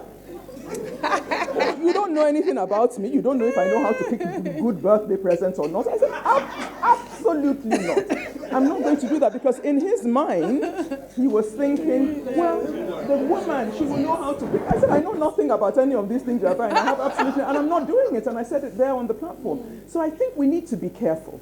And I think I do actually make quite good gifts. But the fact that it was said in the context of, because you're a woman, you were born with this ability to pick good gifts. I thought I'm not going to accept that. So I think even on the boards, we need to be careful, because otherwise you get pigeonholed, which is why you see the woman is always the HR director, the finance director. Why are you finance director? Because you don't steal money. So I think we just need to be careful. All right, thank you so very much. So thank you so very much. So we have to be careful not to pigeonhole ourselves, most certainly. Suni, what do you think? Don't feel like you have to kind of just say it as you think. So the reality is our environment matters, and environment shapes us a lot, right? And so I'm early in my career in Accenture, part of a leadership group, and you realize that it's what you call an alligator mouth. At the beginning, same number of ladies, same number of guys enter at the entry level into the firm. But when you get to the partner level, you realize that, yeah, so sacrifices, stuff like that, they just drop off, right? And one of my own hypotheses is that the mother and the mother-in-laws do matter, right? Because if adult literacy in Nigeria is 66%, so we're still poorly educated. If you compare that to China, adult literacy in China is about 97%, and that's a 1.3 billion population. And so what you don't know, you can't give. What you've not worked, you can't understand. And so the mother-in-law, the mothers, what they expect is that, I brought you up. You also need to bring four, the next generation. And so to Yemisi's point, we must appreciate those who've made that choice, and we also must support those who've made the choice to say that, you can walk and chew gum and listen to music and do a few things at the same time. But we need to be intentional, and we need to understand the environment. So to give an example, there are 4 of us partners in Veraki, 2 female and two male. And one of the female had 3 kids, 5 years apart, right? Mine was 2 years apart, but again, it shows the difference, right? But 3 kids, 5 years apart, so no impact at all in terms of our ability to work or do whatever needs to be done. Strong support system, right? So she can work late, and she does work late like every other person. Husband is also a professional, right? So this idea of I'm the only person in the kitchen, not an option. In fact, what one of the ladies says is, outsource whatever needs to be outsourced. Yeah? And so there are a few things that you must do. And so it's really around prioritization, understanding what is important, and doing what is important at the right time. And the things that others can do on your behalf, please delegate, please outsource, etc. I think the other thing is the corporate culture is different from our culture, the environment where we live. And I think the challenge to us as leaders is how do you begin to practice what you preach, not just inside your office and your workspaces, but really everywhere, right? So the example she gave, that same guy in the office may not have asked a woman to pick a gift, because in the corporate world, it needs to be conscious. His bonus is tied to DEI. But you need to ensure that you're authentic, whether in the office or outside the office. I've been fortunate in my career. I've been led by strong women at every part of my career. And so the same way she was brought up to be special, I also was brought up to understand that women are special. Women lead. Yes. They're fair. They combine both office and home, and they are multidimensional. And I think if we just understand that and give everybody this breathing room, the world will be different. Thank you very much. That was a very politically structured, safe, not messing with nobody response. Thank you very much. Yes. Osi. So that he's not kicked out. Okay. I think 3 of them touched on what I would have wanted to say, but the truth of the matter is, I think it's a matter of personal choice. What you really want to do, what you want to gain out of your career path, what is that goal, objective you've set for yourself. For me, I would say that putting the right support system in place is very, very key. If those around you understand what kind of person you are, your personality, what your drive is, they will support you. You will cultivate their support. You will seek for their help. I have a niece here. She helped me look after my kids. I had very good support system rising through my career path. It got to a point where my colleagues used to say to me that, "Oh, say your kids know how to say bye-bye so early." I said, because they know mommy has to go out. And the truth of the matter is, I was always at all their events. I'm so multitasking that sometimes I ask myself, when I grow old, what am I going to be doing? I never miss on any event. I do homework. I'll be in my work clothes. All three of them, I'll do their homework. I'll do their projects. I will go for open days. I will go for every event. There's nothing I miss out. And then it also depends on who you work with. I've worked with women who shaped my career in banking from when I was a young lady, because they saw the drive. They knew I wanted this, and they supported me.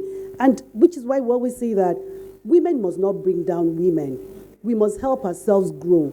So when I see young ones coming to me, "Oh, I want to shut down. Oh, my husband has said stop there." What do you want to do?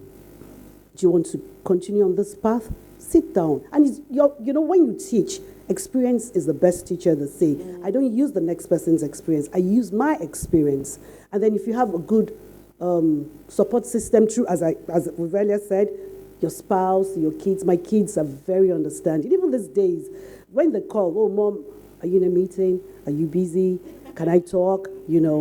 Because they know you will give them time. I'm like, "Okay, can you give me 5 minutes? I'll call you back." Or even I'm chairing a meeting. Because it's family and my phone is ringing, I excuse myself because my child might be in danger. Yes. Do you understand? So you politely take an excuse, but you don't shut down because that's what you want. You go and sit down. The world is in such a disarray now that everyone is bringing value to the table. You sit down, you're looking after that child. That child is going to grow to 13, 16. They leave you. I have an empty nest, really, And if I'd sat down saying, I want to look after them, and I'll tell my female colleagues, okay, you leave this child morning till night. You say, "Oh, I don't have time for my child." And then you want to stay at home. How many of you really stay with those kids? You drop them off in school, you go to the cafeteria, you're gisting with the next woman, morning till it's time to pick up that child again. What have you achieved? What have you done to develop yourself? You think that man would also want you to just stay there, tying the wrapper around your chest? He also wants you to bring value to the table. So you must help yourself. But as we earlier on said as well, it's a matter of choice. If you want to stay at home, we will support you. Yep. We will tell you the do's, the don'ts, and how you manage yourself. But if you want to build a career, because we've been through that path as well, we will also still support you and use our own experiences as the best teacher. Thank you so much. Thank you so much. So, ladies and gentlemen, you've heard it's about life choices. It's about, and one thing that Osa just said, it was so on point to the leading question. How do we, as women, make sure that we're not the barriers? And that's about helping, sharing our experiences, holding hands, helping that professional woman reach her full potential and not just leave her there, to make decisions that you have the solution for. It's imperative that we do that. And if she does decide to stay in the battle for the boardroom, are we helping? Are we giving advice? Are we sharing our experiences? Are we encouraging? Are we the cheerleader in the room for her? Or are we like, what don't know? Exactly. Yeah. So most of the time, we don't realize what we're doing to our next female that is there, because we're disarming her, because we're saying to her, not the guys, but us, you can't do it. So the more we give that attitude, the less inclined she is to want to do more. So we as women can be the barrier to having other women coming to that level that we're talking about today. So let's just be mindful for the, of how we react or our attitude towards one another, so we don't have the conversation and we say, "Oh, they. Who are they? They are us, you and me." Yes. Thank you very much. We're going to turn it to the Q&A. I think it's about time we get some questions and answers. Oh, there's a lot of hands, girl. Okay. So the first question from someone online is, what can be done about gender diversity on the boards of public sector regulators, especially because some of them are sector regulators? So how do we help them achieve diversity? Those are the public sector space. Let's talk to the attorney in the room. Okay, so across the world, different approaches have been taken to these things. One being the legislative approach, even though there are pros and cons of that, and you could take a cue from the expatriate quota. The quota system that we adopt in Nigeria, because it has its downsides. But in Norway, for instance, what was done was a legislation. There was a law passed to ensure that there was female representation, a prescribed percentage, and that was to be achieved by these businesses that were defined because the government took a view that it was necessary. Now, the legislative approach can be a sword, and it could also work against the proponents of gender diversity, if you look at it. There is the issue of tokenism, and I think our speakers touched on that.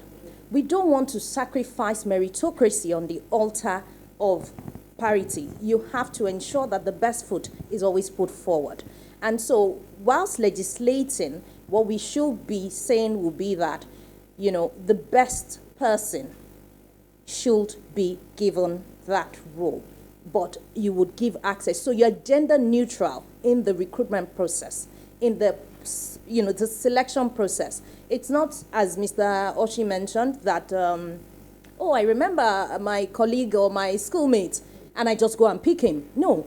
Fairness. Equity means you're giving equal opportunities. And when you legislate, you have to put features in place to ensure that that is tested. Because sometimes what you find is that you give the opportunity to someone who is less deserving. That's not what we're preaching. That's one approach. The other one is the naming and shaming, which is you sort of do a carrot and stick approach.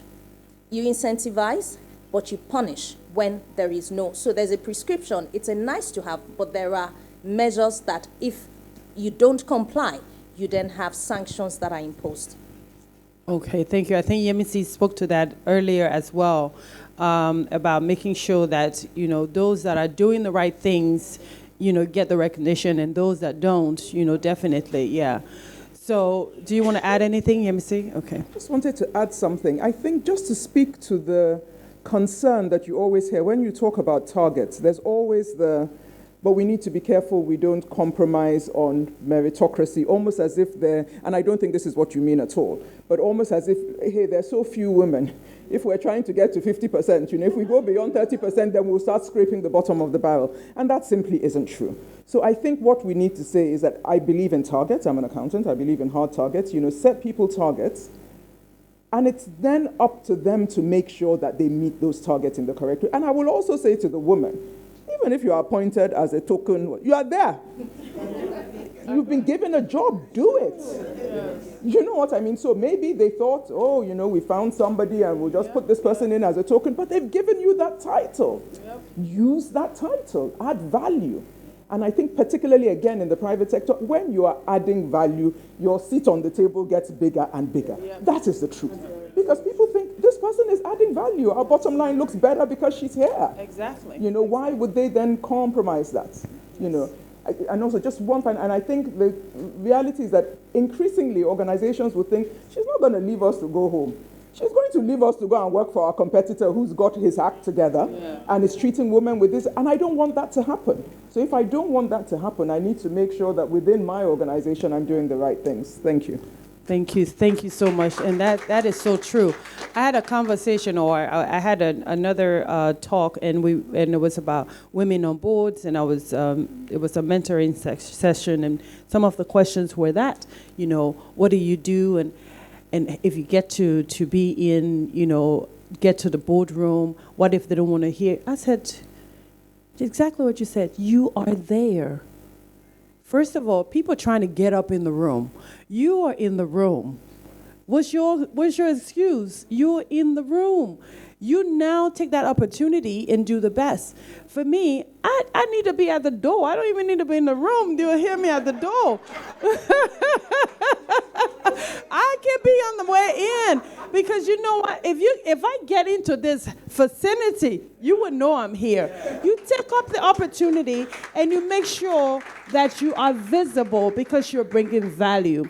I don't need to be at the head of the table. I can be at the back of the room, but that table is going to tilt to me. That's how you need to look at it as a woman. Okay, so questions? Yeah. Thank you. Again, thank you very much. I'll go to the area of culture and religion. Those two, I think they're the monsters. Just yesterday, I was on a chat room with some of my very old colleagues, and I think those of us who are female were quite few. And we watched a particular video, and I commented on it, where a lady was proud to be from a particular part of Nigeria, where they saw their men as the demons, and that no matter how old you are as a woman, in the community in the family, even if you are the oldest, the man is superior. And they've accepted it as their norm. And sometimes they bring this attitude to the workplace. Yeah. I once had to ask an employee to resign his appointment because he was rude to a client of mine who was a female. And he told me, "Madam, where I am from, a woman has no voice." But I said, "Sorry, I'm the CEO here, and I am a woman. And my client is a woman, and she's the reason I am here. If you can't deal with that, make a choice. Either you resign or you apologize to the woman." Guess what? That guy resigned. Oh, yes. That's how bad this culture thing is. And sincerely, like you said, we are the women raising those children. We raise them, we teach them that the man is more important than the man. And so it doesn't even stay within the family setting. It goes out into the corporate world, where you think the man just goes out to bring the money, and the woman has a responsibility to raise the kids. It's a joint effort. The man and the woman must raise the kids equally. If they bring in the money, they should have both responsibilities. And then maybe we should do something.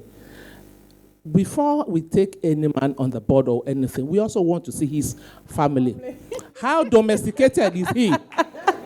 Oh, yes. So what you don't have, you can't give. Thank you. Thank you so much. That's a very good point. And just to piggyback on that, I had an experience when I first came out of corporate America in Nigeria, and I was running a firm, and I was wondering why all these conflicts. I couldn't understand it. So I just decided one day we'll do a family day. Everybody bring their family. We'll have a big family day, jumping castle. Everybody will have a good time. I was like, oh, dear God. So when they came with their family, then it dawned on me that why they are here, we're all here. We don't know the background of all of our employees, and we don't understand the psychic that they're coming from.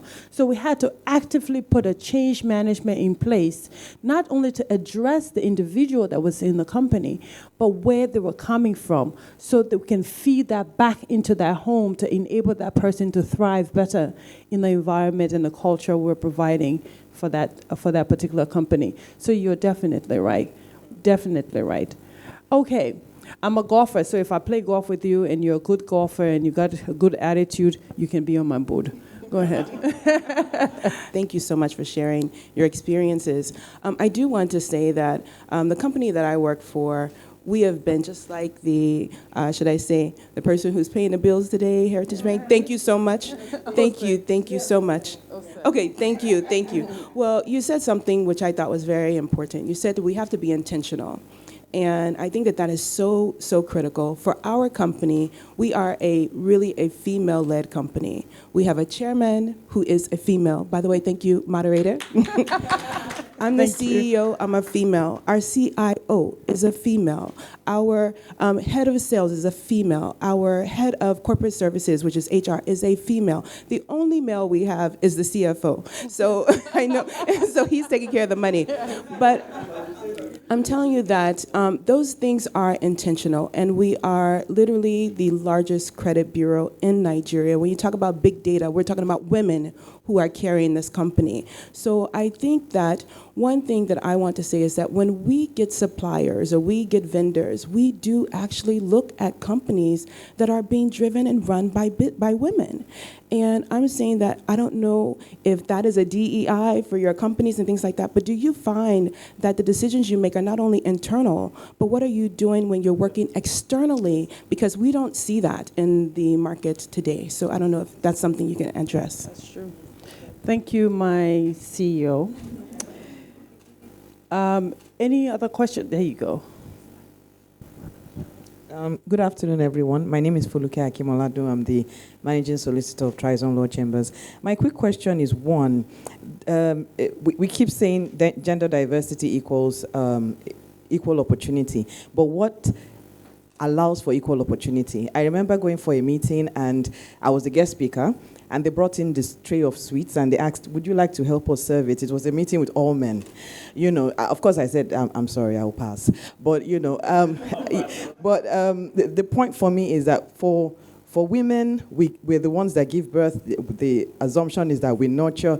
So will things like crèches in offices help to create that equal opportunity and reducing the work hours for younger mothers in workplaces and increasing the ages of women who come on boards? Will that help to create that equal opportunity we're looking for? So my name is Chagozim, and I work with Media and Corporate Communication for Emerging Africa Group. So my question is, there is a pictorial representation of equity and equality that I saw somewhere. And I've been hearing equality, equity, and I don't think they can be used interchangeably. So my question is, so the pictorial explanation I saw was, there was this man, he was short, and there was this other man, he was tall. And they were both given same size of stool.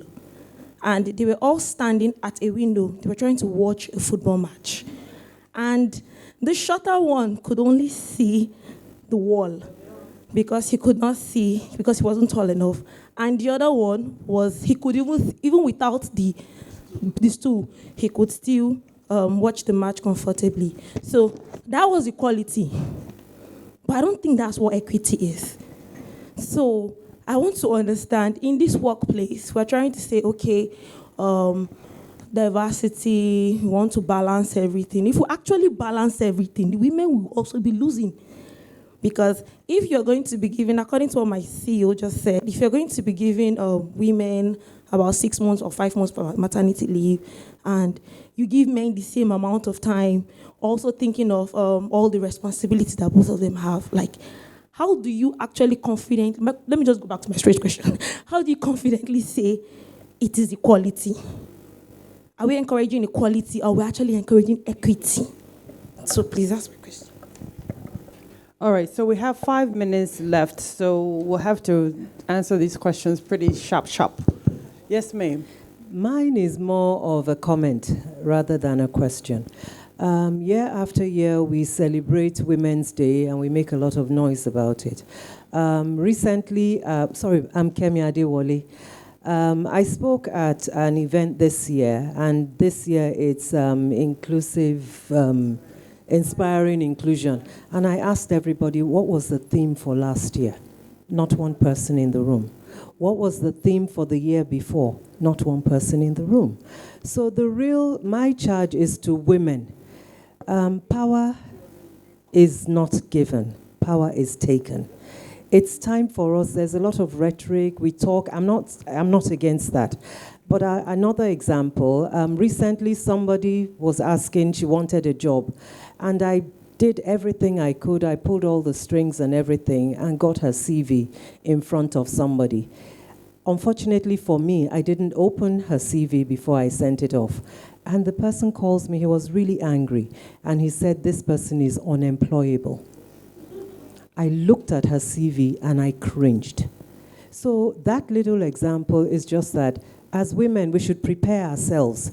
Even if you were presented as a token, disappoint everybody.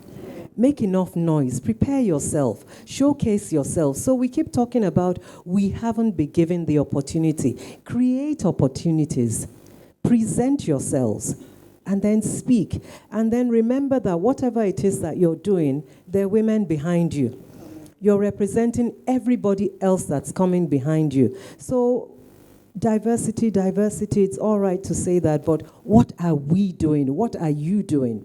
That's my charge to the women today.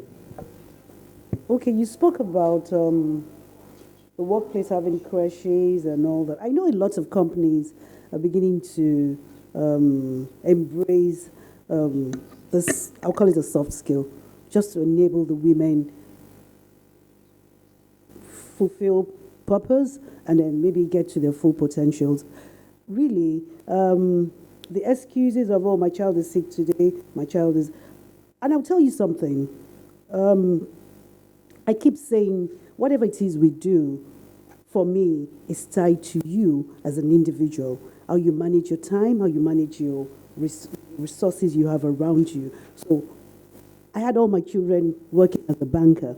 And what I never did was ask my employer for time off to go for maternity antenatal. And you know why I did that? I would put my antenatal timing for the weekends.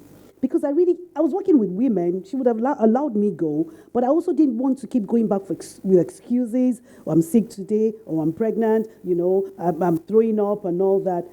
A lot of bosses do not like you coming with excuses. They'll rather see you and say, you know what, go, why don't you just go and sort yourself out?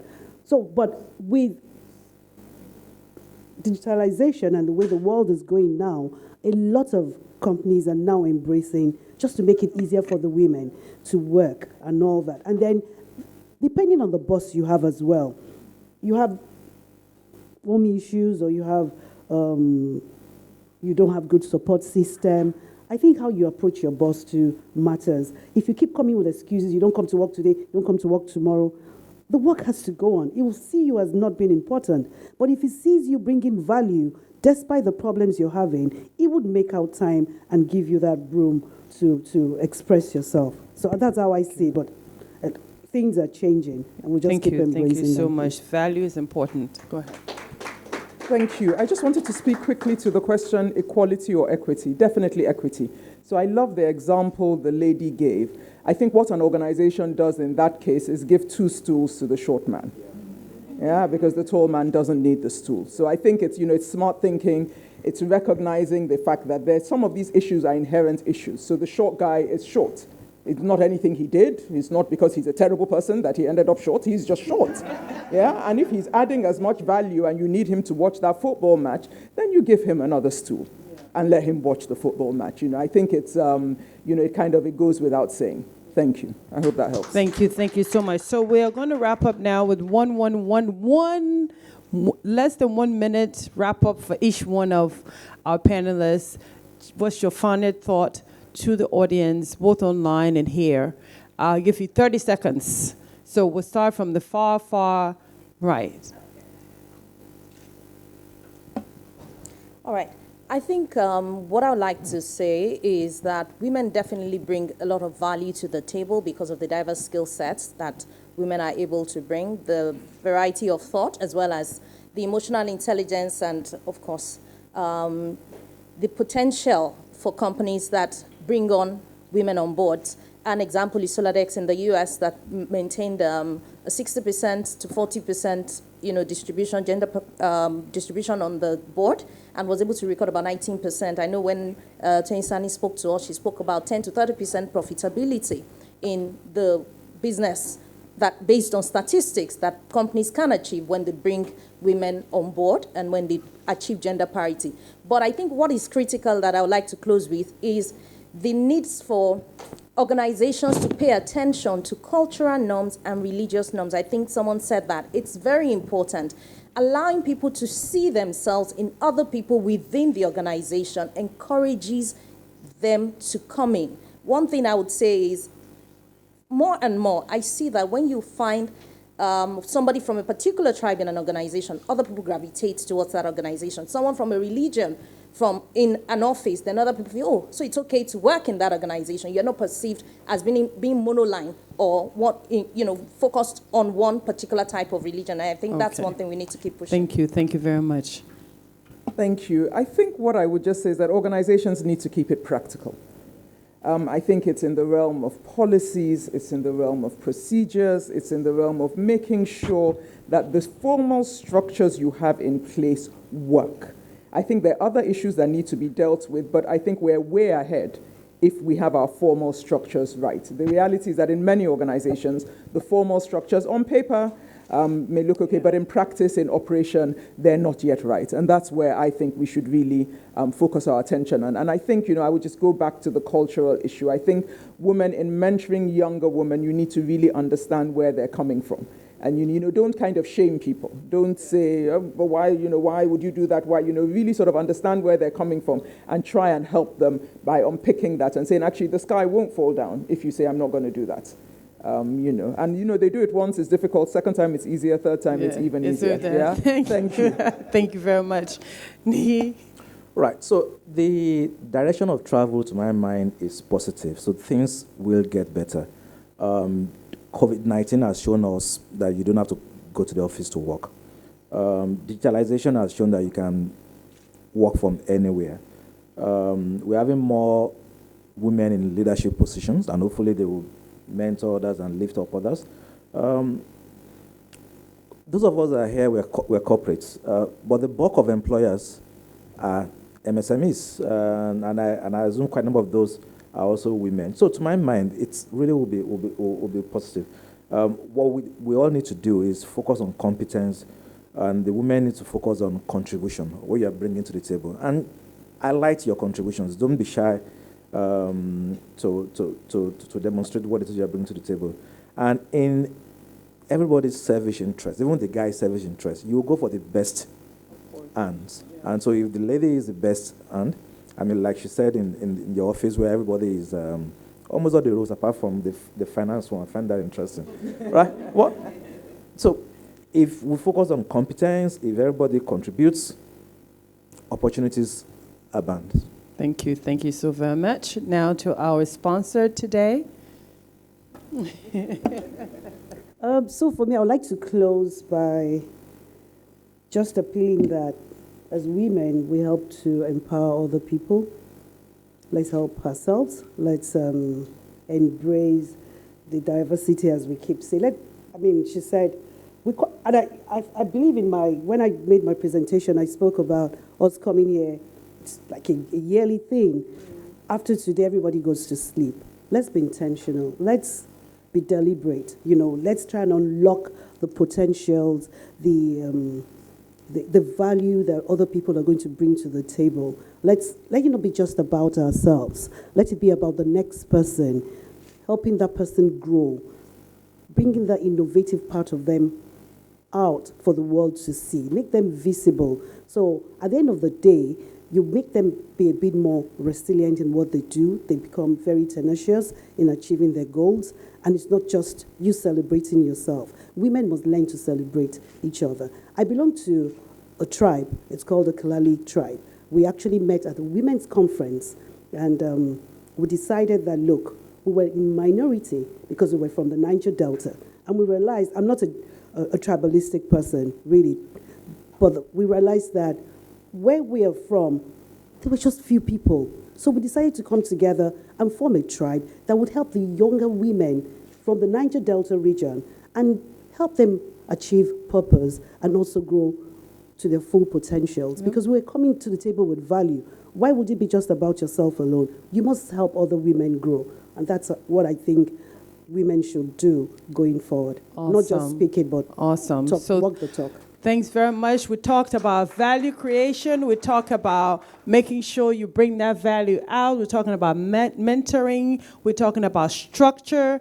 Be deliberate in what you want to do. And my closing word here is we are women. We are special. We have superpowers.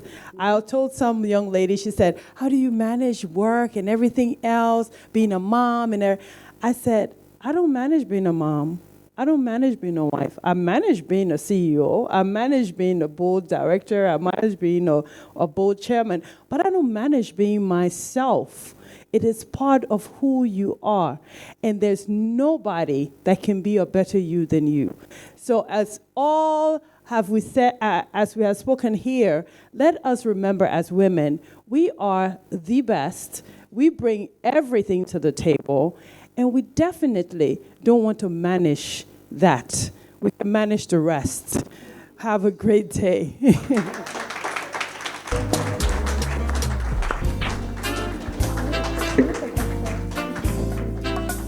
So thank you. We're going to stand for pictures. So the next set of events is we're going to take a photograph with the panel. Our keynote speaker can please also join in.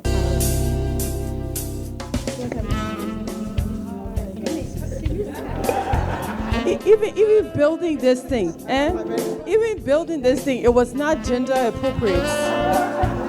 And it says women, do you see? And we had to help ourselves. I've also been inviting up a director of the society, Mrs. Inke Dilim Vego, please, for the photograph.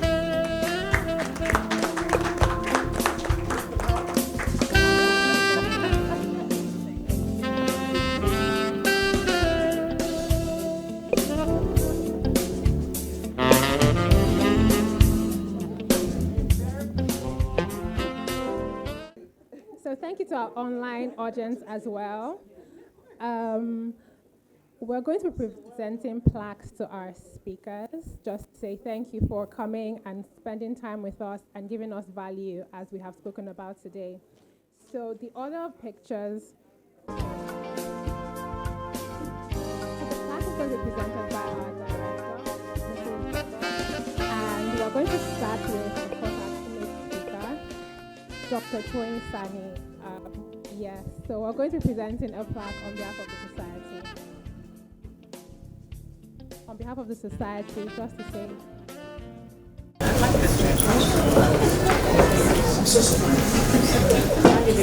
A round of applause.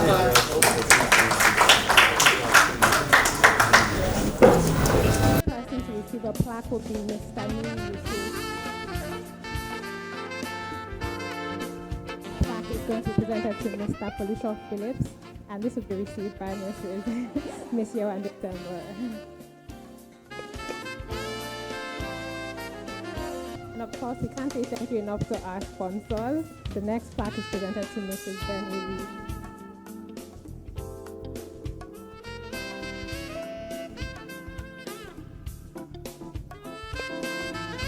Okay, and the next plaque is going to be presented to Mrs. Coca.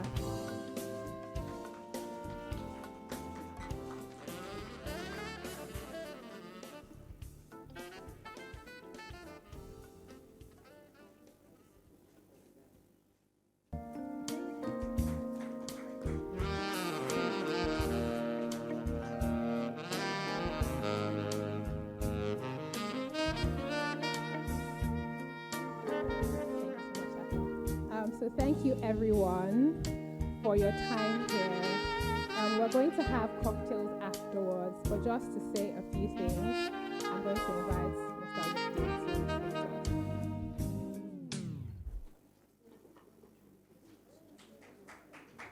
to All right.